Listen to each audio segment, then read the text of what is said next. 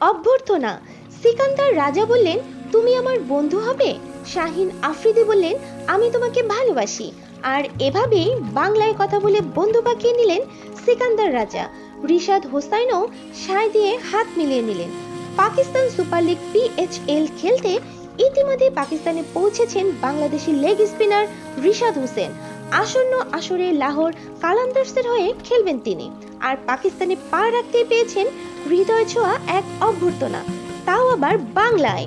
লাহোর কালান্দার্সের অধিনায়ক শাহিন শাহ আফ্রিদি অভিজ্ঞ অলরাউন্ডার সিকান্দার রাজা রিশাদকে স্বাগত জানাতে হাজির হন তার হোটেল রুমে।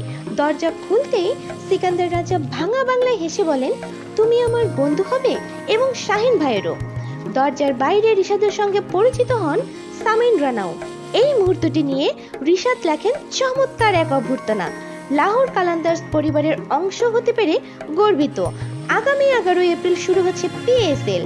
প্রথম দিনেই মাঠে নামবে রিশাদের লাহোর কালান্দার্স। তাদের প্রতিপক্ষ ইসলামাবাদ ইউনাইটেড।